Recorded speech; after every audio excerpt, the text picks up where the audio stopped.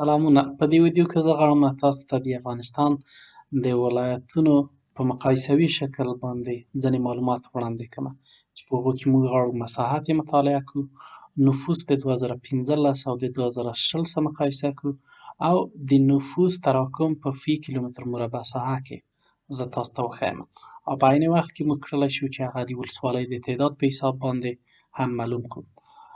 په اول قدم کې څو موږ ګورو چې د افغانستان کوم ولایت تر ټولو ډېر کوچنی دی.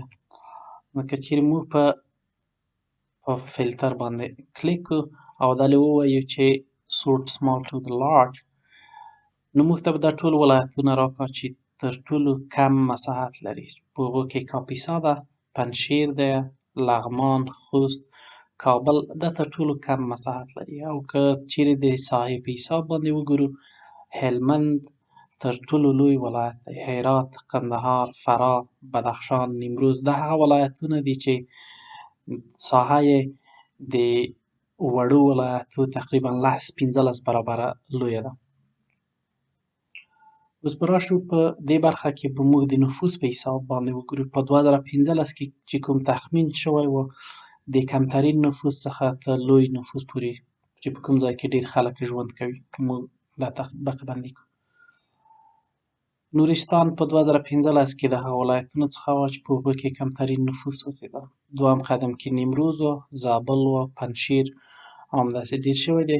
نفوس تر ټولو ډېر نفوس په کابل کې ښودل شوی چې 4.3 میلیونه خلک وو. څو په 2020 کال کې موږ دا غواړو چې ووینو چې په کوم ولایت کې کم نفوس و او په کوم ولایت کې ډېر نفوس و. په 2020 کې کوم تخمین چې وړاندې شوی دی، نورستان بیا هم تر ټولو کم هغه ولایت دی چې کم نفوس یې درلوده.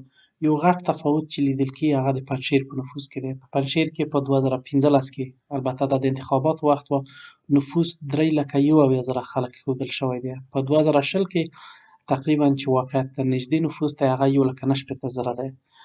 نو د انتخاباتو په وخت کې د خلکو نفوس ډېرېږي او په غیر د هغو کې نفوس په اوسط ډول کم دی. او هغه ولایتونه چې تر ټولو ډېر نفوس لري په 2020 کې بیا هم کابل دی چې 15.2 میلیونه نفوس، د هرات ولایت دی، د ننګرهار، بلخ، هلمند، کندهار، غزني او همداسې نور ولایتونه دي.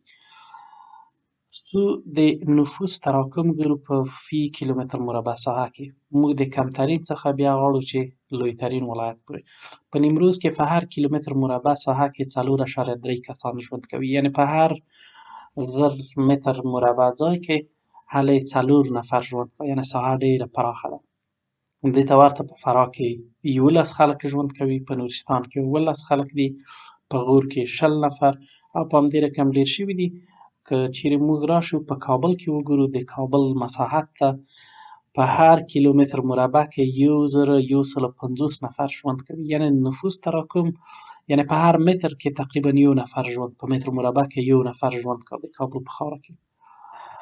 په کاپیسا کې هم نفوس تراکم ډېر دی، تقریبا 255 نفر ته رسېږي په هر کیلومتر کې. او همداسې پورته پسې ځو 222 په ننګرهار کې ده، 150 په خوست کې.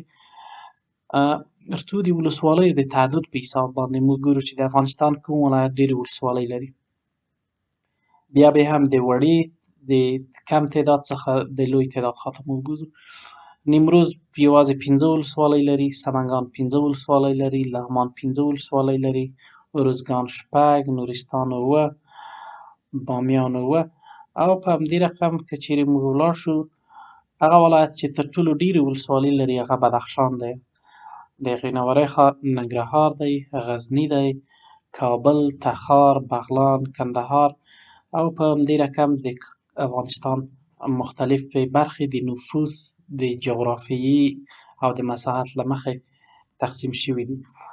څو د UN کټګورۍ چې دوی په کومو ساحو باندې افغانستان د خپلو کارونو او د فعالیتونو په خاطر باندې ویشي. موږ به بیا راشو، که چیرې موږ د A نه تر Z پورې فلټر کړو، موږ کېدلی شي چې خپل ولایتونه په اسانه شکل پیدا کړو. په مرکزي برخه کې دوی پنجشیر، لوګر، کاپیسا، میدان وردګ، پروان، کابل، لغمان کې اچولي دي. په مشرقي کې لغمان دی، نورستان، کونړ، ننګرهار، کندوز دي. او په شمال شرق ساحه کې موږ د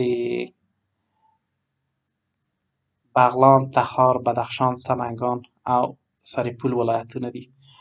او بیا موږ په جنوب شرق ساحه کې موږ پکتیا، غزنی، نیمروز، ارزګان، دایکنډي، زابل، هلمند او یو تعداد نور ولایتونه لرو. او په غرب ساحه کې چې موږ د هرات دی، غور، فراه، بامیان او بادغیس دي. مو دا ویډیو خوښه شوې وي او غواړئ دې ته ورته نور معلومات هم ترلاسه کړئ، نو هیله ده چې زما چینل سبسکرایب کړئ او تاسو ته به زه ډېر نور معلومات هم درکړم. ډېر مننه.